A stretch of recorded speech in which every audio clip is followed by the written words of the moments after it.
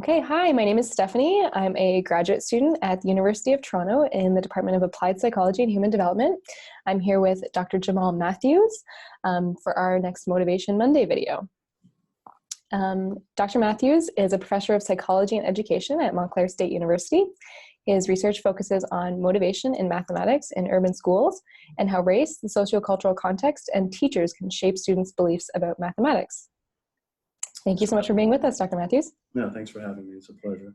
Okay, so we'll get right into the questions. The first question we have is, how can we as researchers help create more inclusive learning environments?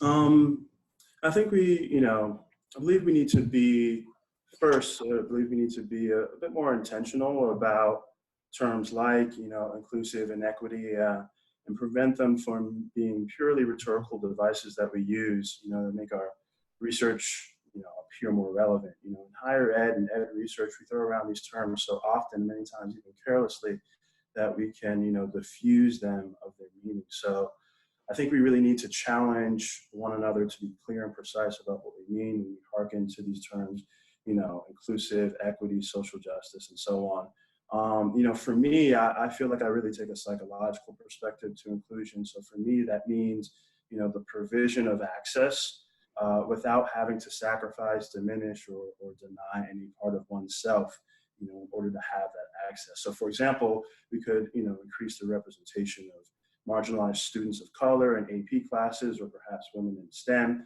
And this can be an example of inclusion. But I believe that, increasing this representation without having, those individuals or those people sacrifice their cultural identity or become token or, constantly feel as though, they're under threat is a more productive version of inclusion in my eyes. I think second, as a research community, we should just become better teachers of our own research. And we, need to do a better job of, teaching school stakeholders and even the broader community about the benefits of inclusion. Sometimes I think we assume inclusion and equity as simple, moral imperatives.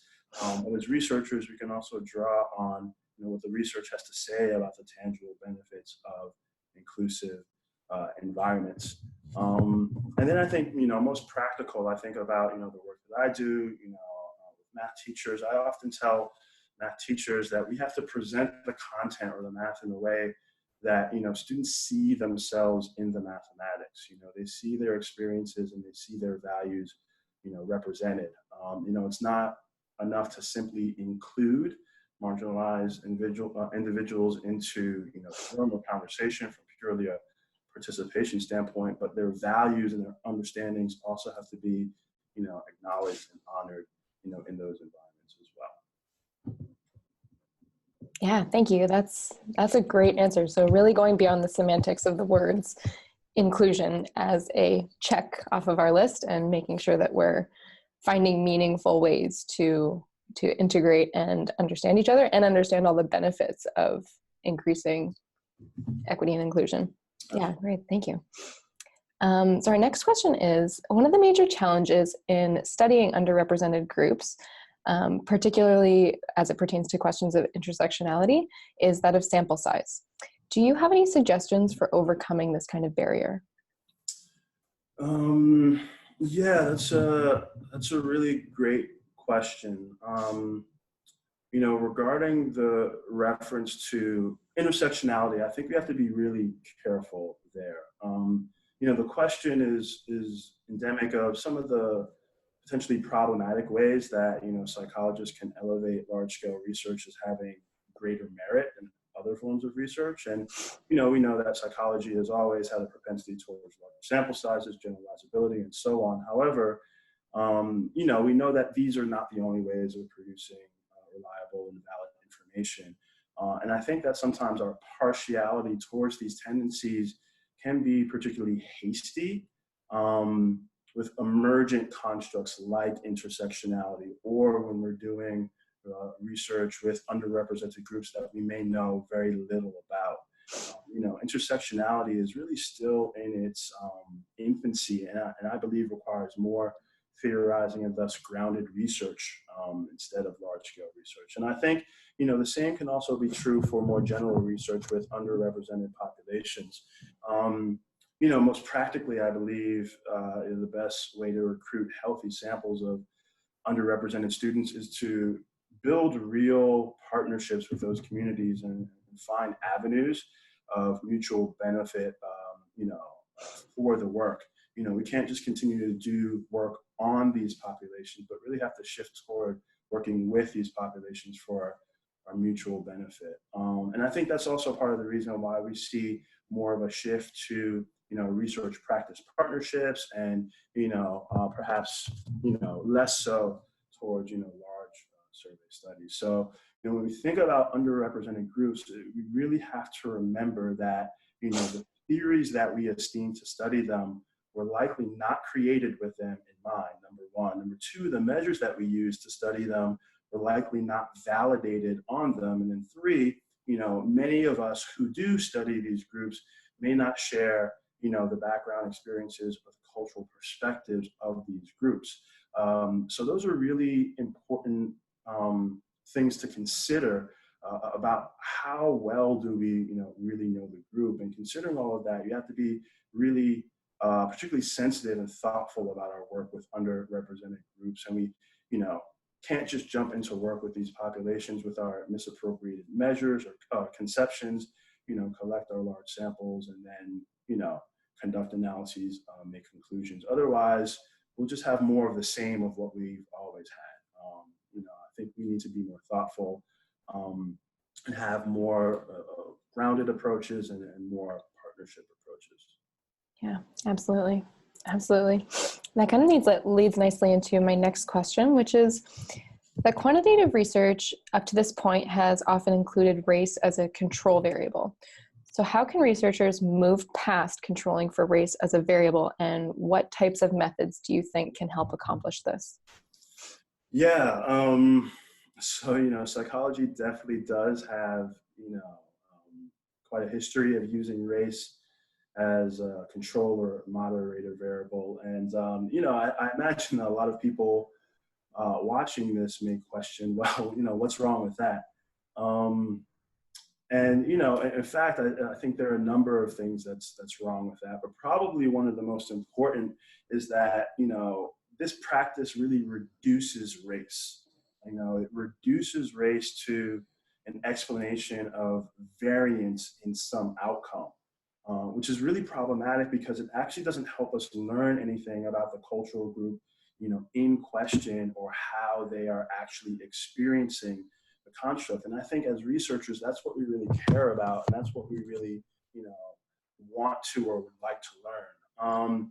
About how a cultural group is experiencing the construct in question.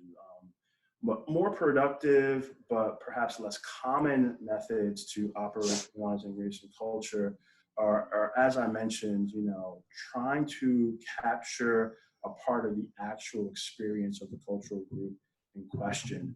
Many people in response to a question like this would say that we need to embrace more qualitative methods and mixed methods research.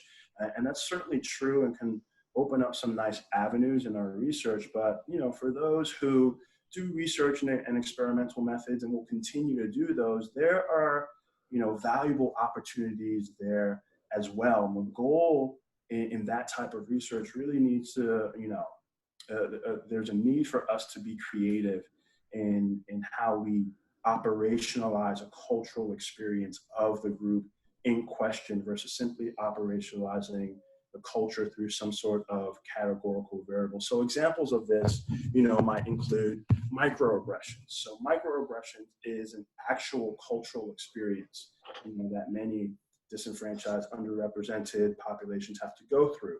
Minority stress is a cultural experience. Ethnic socialization, a cultural experience. Stereotype threat, so on and so forth. And these are all examples of, operationalizing a part of a cultural experience for many disenfranchised and underrepresented populations, and doing so in light of, the social cultural context in which they live. And there are people doing this work, quantitatively. I think about, Christy Bird, who has validated, Dr. Christy Bird, who's validated a bunch of measures, on school racial climate and racially mixed schools. So measures on stereotyping, on colorblindness, on cultural socialization. I think about Dr. DeLeon Gray, who has really embedded some of the Afrocentric cultural values into his work on academic value, cultural values like communalism. Think about Dr. A. Boykin, at Howard University in DC, who's been doing this type of work, over the past 20 years on the 9 interrelated dimensions of African American culture. Matt Deemer, who's operationalized, has a measure on critical consciousness, and so on and so forth. I believe these some of these examples are really just the tip of the iceberg. But this work can be done quantitatively. It can be done in survey design, experimental design. I think we just have to be really thoughtful and intentional about how we are thinking about race and culture beyond just distinct categories. And finally, the last thing that I'll say is that I've been really fortunate, to have an opportunity to work on a special issue around these issues in the journal Contemporary Educational Psychology. And this special issue really focuses on these precise things, and race reimaging traditional ed psych constructs through a cultural lens. And some of the papers for that, for that special issue are already out, but should all be finalized by early 2020. And I believe this body of work and this special issue really does, many of the studies really do a great job of, trying to operationalize or understand a facet of the group's cultural experience and connect it to our traditional ed psych motivation research. Yeah, that's great. Thanks so much for pointing us in the direction of that special issue. We'll look forward to seeing that come out soon. And in addition, all the measures that you provided, that's a great perspective on how we can operationalize these constructs and how the measures to be able to measure them exist and are actively being developed. That's great information for our members for sure. So thank you so much for answering our questions today. We really appreciated hearing your perspective on these issues, and I think this will be really helpful for the members of our SIG to continue to move our field forward. It's been a pleasure. Thank you for having me. No problem. Okay, so at this point, did you want to go through any follow-up for any of the questions, or do you want to expand on anything else? I think it's fine if there's something that you thought needed a follow-up, or if you wanted to do something again. I thought it was fine. Yeah, no, I'm really happy with those answers. I think that was really helpful. Yeah, I think we have a lot of good material here. Okay. Yeah, I imagine it probably went a little long, but you can cut and trim as you see. Yeah. I imagine going into all those measures, maybe that can be cut. No, I think that was good. I think people will definitely be interested in that. And that's, yeah, I like the mix, especially in this conversation. I don't know, to me, it seemed pretty short, but I like the mix of both some broad perspectives and then also some things people can actually use, some tangible recommendations for people. I think that's really, really helpful. Right. Yeah. The last question I think is really important. And I think the last question can perhaps be most tangible for people, doing this type of work. Yeah. Because there's a lot out there just in terms of reducing race into a variable. And I think a lot of people, just haven't figured out ways to get around that. But there are a lot of people doing that work. And I think it just requires a bit more creativity and thoughtfulness, which I've been saying. Absolutely. But yeah, creativity and thoughtfulness and operationalizing the constructs and the ways we measure them, right? That's a helpful balance to draw people's attention to.